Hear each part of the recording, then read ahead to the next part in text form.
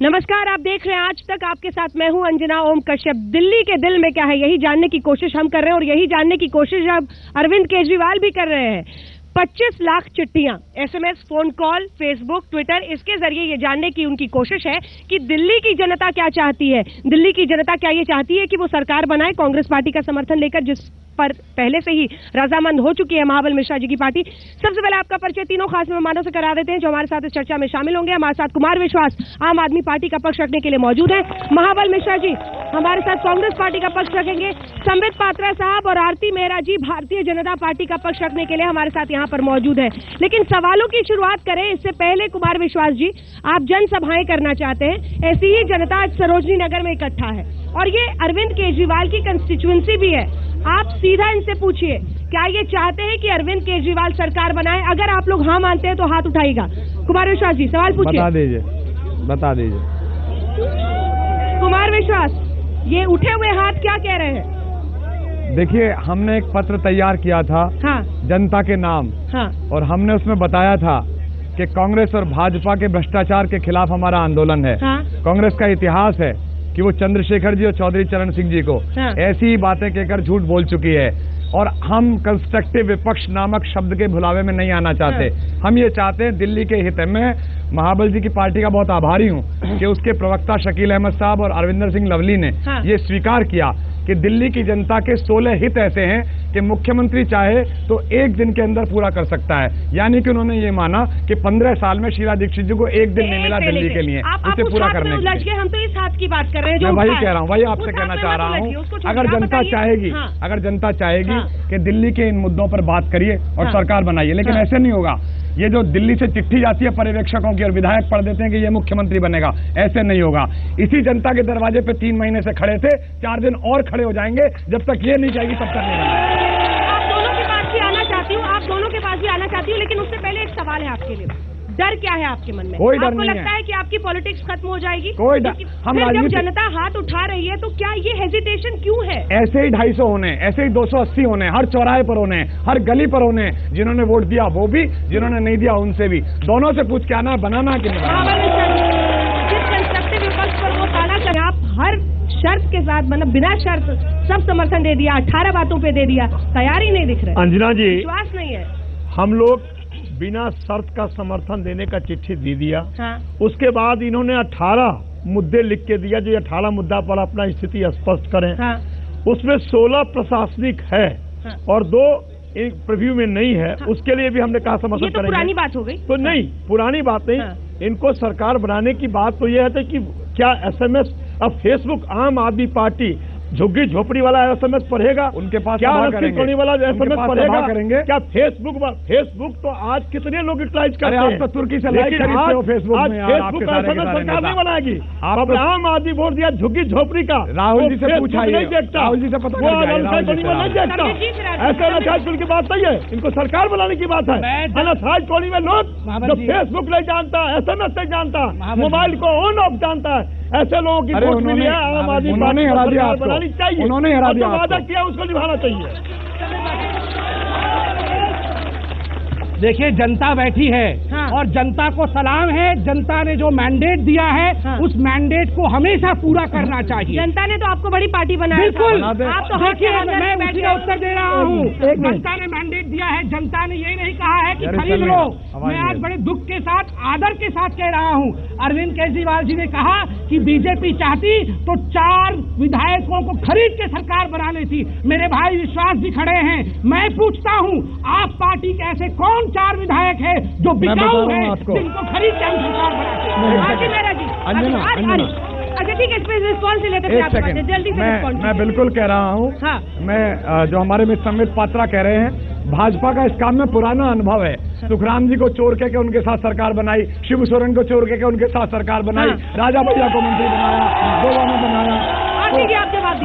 अब ये जिन्होंने अपने बच्चों की कसम खाई और कहा कि न सपोर्ट लूंगा, न सपोर्ट दूंगा, कांग्रेस चोर, भारतीय जनता पार्टी चोर, जब इन्होंने ये कहा नहीं चाहिए, दोनों की नहीं चाहिए, दोनों की सपोर्ट नहीं चाहिए, दिल्ली की सपोर्ट चाहिए। दिल्ली बताइए, कुछ सवाल है, दोनों की सपोर्ट।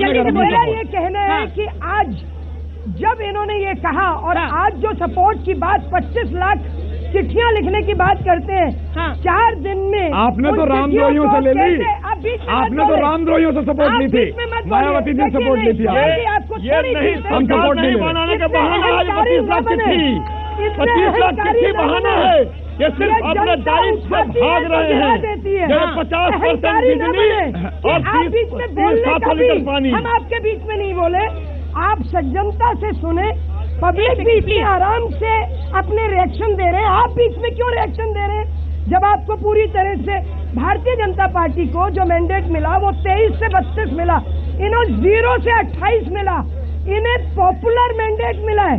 तो इन्हें जो कांग्रेस सपोर्ट दे रही है, या तो ये पशु में है क्योंकि सत्ता का मोह छूट नहीं रहा, और या फिर एक तरह से निकले। ठीक है, आपने अपनी बात ठीक नहीं होगा ना, बीजेपी से 2 बोलेंगे, लंबा बोलेंगे तो जल्दी से। आम आदमी कुछ बात कहना चाहता है केवल। आरती जी जो कह रही हैं कि सरकार बना लीजिए, भारतीय जनता पार्टी के 2 प्रवक्ताओं ने 10 बजे एक साथ बयान दिया, पर अलग अलग जगह से चल गया। विजय गोयल जी ने कहा अरविंद केजरीवाल जी को सरकार बनानी चाहिए और वायदे पूरे करने चाहिए। विजेंद्र गुप्ता जी ने कहा देखो हम तो पहले ही कह रहे थे ये ARP टीम है, ये अब भी राजनीति कर रहे हैं, इन्हें अब भी दिल्ली की एक सवाल मेरा कांग्रेस से है, कांग्रेस से आपको जो सपोर्ट कर रही है बिना शर्त के, कांग्रेस कितने साल के लिए कर रही है ये जरा कन्फर्म कर दे। यही लिखवाना है इनसे, यही लिखवाना है न जनता को है न 28 नुमाइंदों को है। ऐसा है, एक बार जब मत देता है और हम बिना शर्त का सपोर्ट किए हैं तो 6 महीना के लिए होता है, लेकिन 6 महीना से पहले 6 महीने सुनिए, यानी 6 महीने में आप सरकार गिरा दोगे क्या? आप लिखित में करो, आप अपना करो, एक बात झाँकिए, आप बोलने दीजिए। 6 महीने से पहले आप विश्वास प्रस्ताव नहीं ला सकता। आप एक बात है, हमने जवाब सुनिए, जवाब सुनिए। ऐसा है, एक बार जब भी विश्वास मत देता है तो 6 महीने से पहले आप विश्वास नहीं ला सकता। 6 महीने के आगे बताइए ना। हम तो कहते हैं हम नहीं लेंगे। 6 महीने के लिए आप सरकार बनाइए, आप सरकार बनाइए, हम वापस नहीं लेंगे। ये 6 महीने के लिए हम 5 साल के लिए दिए हैं इनको। हम 6 महीने 6 दिन की बात नहीं कर रहे हैं, हम 5 साल के लिए इनका सपोर्ट किए हैं। ये कह रहे हैं आप अपना स्टैंड क्लियर करें, सबसे इम्पोर्टेंट बात है। हमने 5 साल के लिए सपोर्ट दिया है, आपने टिकट 5 साल के लिए सपोर्ट दिया, 5 साल के लिए। वही आपसे कह रहा हूँ, आपने कौन सी जनता से पूछा था? महावल जी एक सवाल जनता की तरफ से मैं पूछ रही हूँ, ये जनता का विश्वास इसलिए नहीं हो रहा कि इतनी भी सरल राजनीति नहीं करती आई है कांग्रेस। हमने सपोर्ट सरकार बनाने के लिए 5 साल के लिए, आप चलाओ तो सही। अचानक हमने सरकार बनाने के लिए 5 साल के लिए, आप चलाओ तो सही। जल्दी से 5 साल के लिए दिया है। मुझे अंजना सिर्फ इतना कहना है कि आम आदमी पार्टी नाम का अभिमन्यु जब चुनाव के मैदान में नहीं मारा गया तो ये दोनों पार्टियां चक्रव्यूह रच के उसे मारना चाहती है, लेकिन ये मरेगा नहीं, समाप्त नहीं होगा। पूछिए सवाल। मेरा सवाल बीजेपी से है। बीजेपी ने लोकतंत्र का घोर अपमान किया, एक चिट्ठी का जवाब न देकर। जब ये जनता के मुद्दों के लिए तैयार थे समर्थन देने को, रचनात्मक समर्थन देने को तैयार है, तो मुद्दों का जवाब देने में ऐसी क्या समस्या है कि इन्होंने लोकतंत्र। आरती जी हमने पहले दिन क्लियर कर दिया था कि कंस्ट्रक्टिव, जो अभी कुमार विश्वास जी कह रहे हैं कंस्ट्रक्टिव सपोर्ट इन लोगों ने तो दी है ना जी, इन्होंने तो अपनी राइटिंग में सपोर्ट दी, उसको भी फिर इन्होंने एश्योर करने के लिए राइटिंग में मांगा। हमने पहले दिन कहा एडमिनिस्ट्रेटिव फैसले आप तुरंत कर सकते हैं, इन 18 में से 2 केंद्रीय सरकार को करने हैं, 16 जो मुख्यमंत्री आए वो अपनी एडमिनिस्ट्रेटिव पावर से कर सकता है। तो हमने सीधा कहा कि कंस्ट्रक्टिव सपोर्ट में हम पूरी तरह से साथ हैं और आज भी साथ हैं। चलिए एक सेकंड, आप सबके सवाल लेंगे, लेकिन एक बार कुमार विश्वास फिर से आपको बताते हैं, यहाँ पर भी आपने पोल करके देखा 64% आज तक के दर्शक भी कह रहे हैं कि आम आदमी पार्टी को सरकार बनानी चाहिए। सवाल ये है, एक दिक्कत हो गई, एक दिक्कत हो गई, मैं सिर्फ एक सवाल ये जवाब दे रहा हूँ। इस देश में आदत पड़ गई है कि अगर राजस्थान में 200 विधायकों में से 150 कांग्रेस ने चुन लिए, तो दिल्ली से 2 पर्यवेक्षक लिफाफा लेके जाते हैं, उस लिफाफे में से मुख्यमंत्री निकलता है कि ये बनेगा 5 साल आपका, और अब आप इसे रख लीजिए, हम ये नहीं करेंगे। और आज 25 लाख जनता, 25 लाख पर्चे, जनता नहीं 25 लाख पर्चे, जिसे लगभग 1 करोड़ लोग पड़ेंगे। केजरीवाल साहब को मुख्यमंत्री तक घोषित कर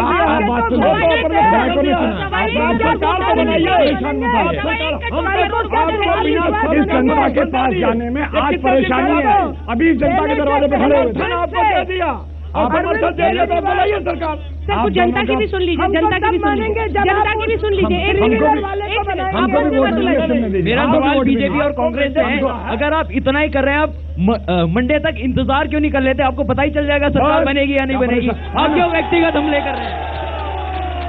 मैंने सवाल बोला था, आप राय मत दीजिए प्लीज। मेरा सवाल कांग्रेस से है।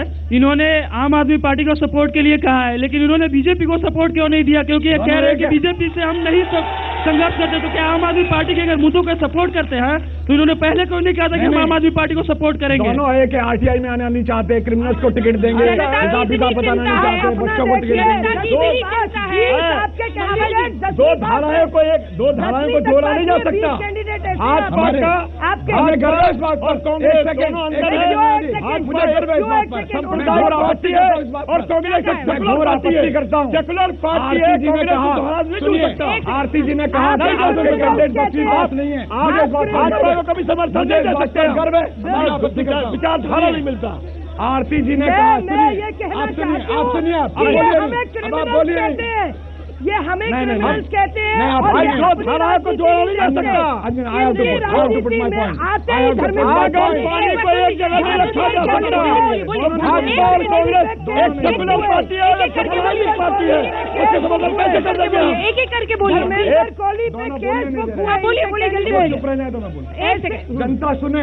जनता सुने। आरती मेहरा जी का कहना है कि आपकी पार्टी में 20 कैंडिडेट ऐसे हैं जो 10वीं पास नहीं है। मुझे गर्व है और मुझे शर्म है आपके पढ़े लिखे नेताओं पर। मुझे बहुत गर्व है कि मेरी पार्टी में पढ़े लिखे नेता हैं। धर्मेंद्र कोहली जैसे। मैं मिस्टर कुशवाहा से बात करना चाहता हूँ। जब जनता ने आपको बैलेट से चुना है, आप यह शब्दों से क्यों चुन रहे हैं? बैलेट से इसका चुनाव कीजिए, बैलेट ही आपका फैसला करेगा, कोई पार्टी आपका फैसला। ये एक परेशानी है कुमार विश्वास। लोगों का कहना है कि लोकतंत्र में तो यही रेफरेंडम है जो वोट डालते हैं लोग, 5 साल में एक बार होता है। ये हर बात पर अगर आप चिट्ठी का इंतजार करेंगे, रिएक्शन लेंगे तो क्या होगा? इसी बात की लड़ाई शुरू हुई थी कि एक बार चुनने के बाद 5 साल बात मत करो। हमें चुन दिया, अब हम तय करेंगे।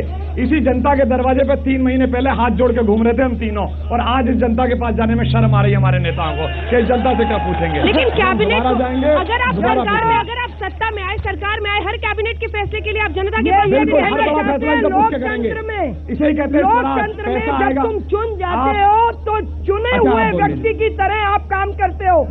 हर बात के लिए आप जनता का आप सिर्फ ये मुखौटा लगा रहे हैं। 25 लाख चिट्ठियों को आप कैसे पढ़ेंगे 3 दिन के अंदर? कौन सा राष्ट्रवादी 3 दिन के अंदर आप कैसे पढ़ेंगे? कुछ और सवाल कर रहे हैं, धोखा दे रहे हैं। आरती जी आपने अपनी बात पहचान। मेरा सवाल कुमार विश्वास जी से है कि अगर बीजेपी के पास सपोर्ट नहीं था, उन्होंने मना कर दिया एलजी को, आपने क्यों नहीं मना किया? अगर आपके पास बहुमत थी तो आप एलजी को मना कर दो। जनता के बीच में क्यों जाना चाहते हो? जनता ने आपको चुन के भेजा, एलजी को मना कर दो ना। 10 दिन का टाइम क्यों मांग रहे हो? स्टैंड ये पहले था, न दूंगा न लूंगा, बच्चों की कसम खा के कहता हूँ। बच्चों की कसम क्यों खाई थी आपने? अपनी बारी का इंतजार करें, कोई चिंता नहीं करिए।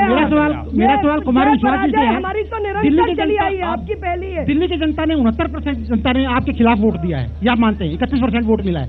4 सीटों पे आप 1000 से कम मतों से जीते हैं, जबकि बीजेपी एक ही सीट पे सवाल पूछिए। सिर्फ ये पूछना चाहता हूँ कि आप लगातार जनता के पास जाने की बात करते हैं, इससे जनता के अंदर ये तो नहीं आ रहा कि आप डिसीजन मेकिंग कर ही नहीं सकते हैं, और जो आपका मैनिफेस्टो है वो इम्प्लीमेंट नहीं हो सकता। 2 सवाल, जो 700 लीटर पानी का और 50% बिजली के बिल, ये एक आम धारणा बन चुकी है कि ये काम हो ही नहीं सकते हैं। तो क्या आप अपनी जिम्मेदारी से बच रहे हैं? बिल्कुल। मैं इसका उत्तर ये दे रहा हूँ कि जिस समय आंदोलन शुरू हुआ था तब लोग ये कहते थे इस देश में कुछ हो नहीं सकता। मैं आज भी कह रहा हूँ, पहली जिम्मेदारी भाजपा की थी जो अपनी जिम्मेदारी से भाग गई। उसके बाद बिना मांगे हमें समर्थन देने वाले आ गए और कंस्ट्रक्टिव विपक्ष वाले आ गए। फिर ये कहने वाले आ गए तुम तो भाग रहे हो। तो आम आदमी ना तुमसे डरता है ना तुमसे भागता है, लेकिन जनता से पूछ के काम करता है। ऐसा है, दिल्ली की जनता को कागज के हवाई जहाज पर बैठा दिया आम आदमी पार्टी। यदि आप तो 50% बिजली कम नहीं कर सकते, 700 लीटर पानी नहीं दे सकते, इसलिए अपनी जिम्मेदारी से भाग रहे हैं। क्या हर कहाँ भाग रहे हैं? इनसे पूछ रहे हैं। मैनिफेस्टो में है जो काम करना है हर बात के लिए 5 साल में मैनिफेस्टो में इनकी जो 16 चीजें हैं वो जनता के द्वारा इन्होंने तो एक एक क्षेत्र एक एक विधानसभा का बनाया, वो मैनिफेस्टो पे ही तो लोगों ने इनकी आपने भी बनाया था। आज का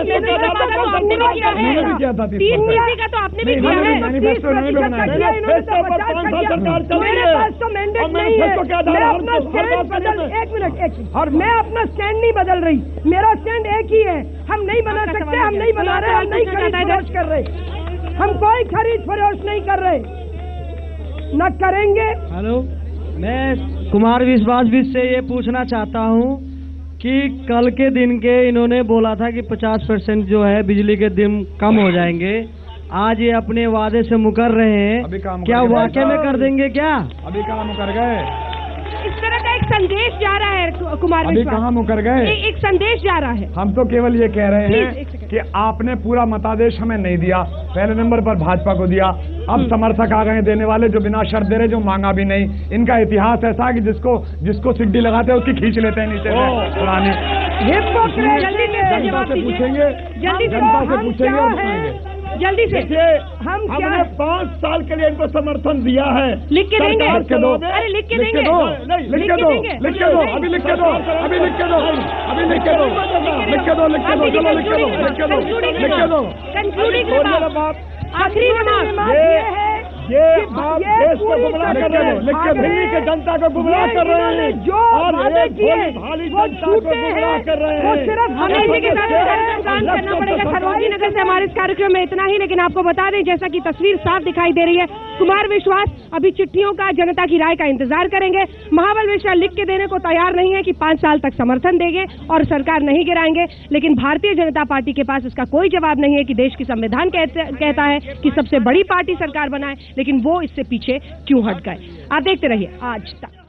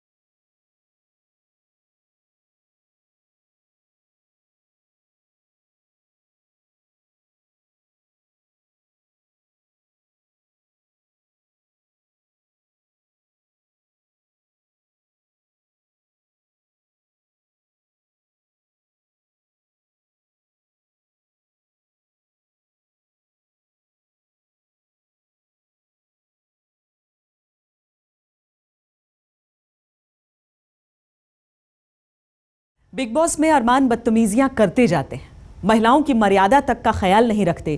इस जुर्म में उन्हें गिरफ्तार किया जाता है। रात भर हवालात में पूछताछ होती है, ये कहकर कि आइंदा ऐसा नहीं करूंगा। अरमान अपने गुनाह कबूल तक करते हैं, मगर हद देखिए, जमानत मिलते ही उसी अरमान को बिग बॉस अपने घर में दोबारा बुलाते हैं।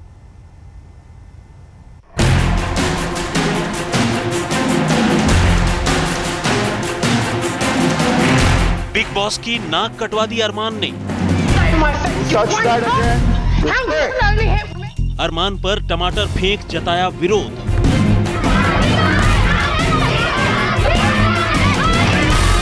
कोर्ट से मिली जमानत, मगर कम नहीं हुई जलालत।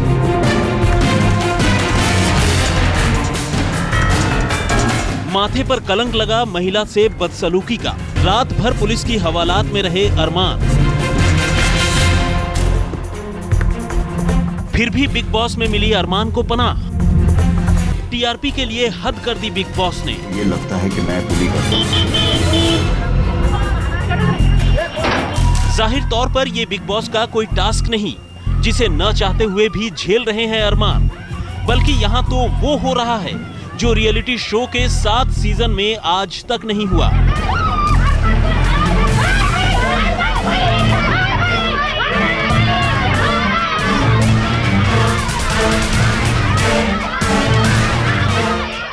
जी हाँ, बिग बॉस के रियलिटी शो के रियल ड्रामे की ये सबसे ताजी तस्वीर है। ये सीन किसी भी गैरतदार शख्स के लिए जलालत से भरा हो सकता है, मगर लगता है बिग बॉस के लिए ये टमाटर जलालत के नहीं, टीआरपी के हैं।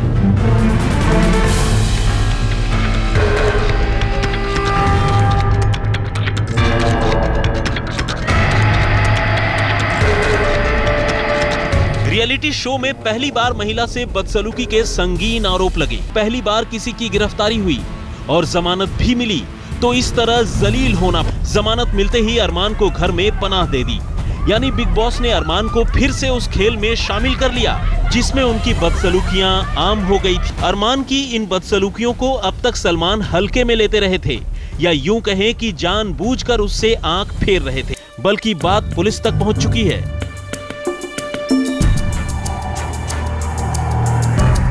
अरमान के खिलाफ कानूनी धाराओं के तहत मुकदमा दर्ज हो चुका है। ये माना कि अरमान को जमानत मिल चुकी है, वो भी कुछ कानूनी शर्तें पूरी करने के बाद।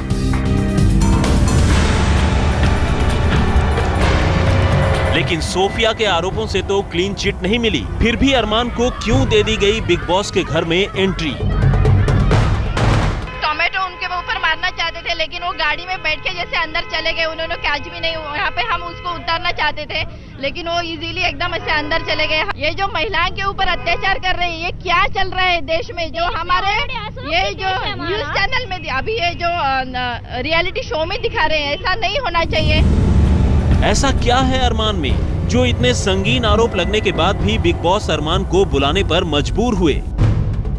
क्या कंट्रोवर्सी क्रिएट कर शो चलाना ही बिग बॉस का एकमात्र मकसद है?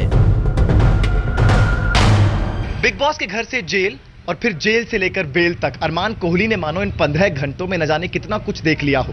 2 रिश्तेदारों की प्रॉपर्टी गारंटी और साथ में 50,000 रुपए की सिक्योरिटी के बाद अरमान कोहली को जमानत मिली, और जैसे ही जमानत मिली अरमान कोहली एक बार फिर से उसी घर में दाखिल हुए जहां एक बुरा सपना उनके सामने हकीकत बनकर आया, जहां उनका झगड़ा हुआ था सोफिया हयात से। बिग बॉस के रियलिटी शो में ऐसा रियल ड्रामा पहली बार हो रहा था। हालांकि घर के अंदर ऐसी बातें आम रही हैं, लेकिन इस बार बिग बॉस की बाउंड्री पार कर गया अरमान कोहली का खेल। बिग बॉस से बाहर निकलने के बाद सोफिया हयात ने अरमान के खिलाफ शिकायत की। उसकी बाकायदा ओरिजिनल फुटेज मंगाकर जांच हुई, मगर अरमान के पिता कहते हैं ये सब बदनाम करने की साजिश है। You're not supposed to do that. Who said? दूर खड़ी होकर बात कर। How dare you say in my face? Touch that again.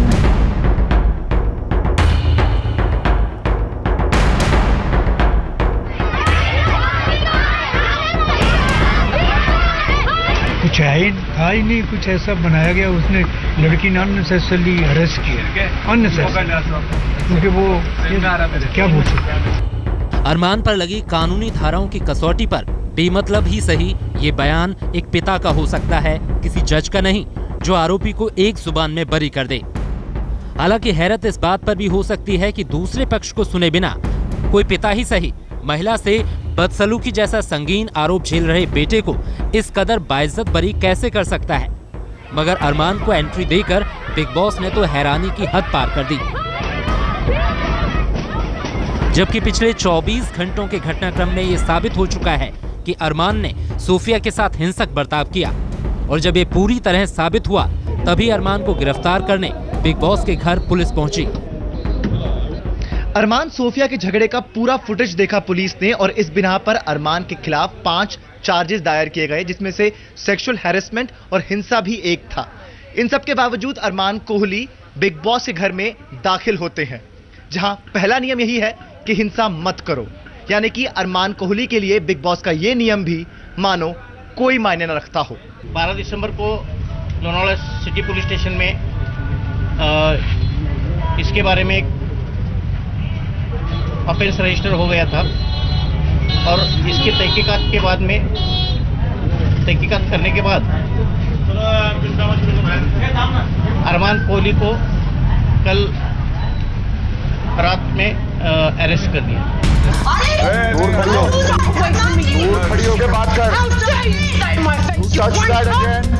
Sophia से बदसलूकी के मामले में जो धाराएं अरमान कोहली पर लगी हैं, उनकी गंभीरता आप इस तरह से समझ सकते हैं।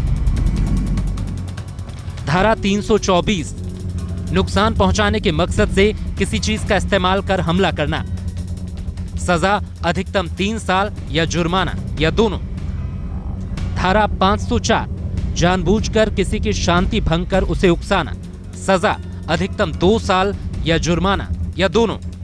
धारा 509 शब्दों से या हरकतों से किसी महिला पर प्रहार करना, सजा 1 साल या जुर्माना या दोनों। जमानती धाराओं की वजह से अरमान को मोहलत तो मिल गई, लेकिन गुनाह की गंभीरता को देखते हुए रात भर पूछताछ हुई। सुबह तक खबर थी कि उन्हें अदालत में पेश किया जाएगा, लेकिन जलालत के डर से अरमान ने पुलिस को लिख कर दिया कि अब वो सोफिया के साथ ऐसी कोई हरकत नहीं करेंगे। इसी आधार पर उन्हें ग्रामीण पुलिस स्टेशन में तहसीलदार के पास ले जाया गया, और 50,000 के मुचलके और 2 लोगों की गारंटी के बाद उन्हें जमानत दे दी गई। तो क्या इतने भर से अरमान के गुनाह कम हो गए? इस पर राष्ट्रीय महिला आयोग की थ्योरियां भी चढ़ चुकी हैं। राष्ट्रीय महिला आयोग ने अरमान कोहली को नोटिस जारी किया है और बाकायदा उससे कहा है कि वो पब्लिकली सोफिया से माफी मांगे। आयोग का ये कदम सराहनीय तो है, लेकिन कुछ लेट लगता है। आगे दिखाएंगे अरमान की दबंगई और सोफिया से झगड़े से शुरुआत बिग बॉस के घर में कैसे मचा कोहराम। आप देखते रहिए आज तक।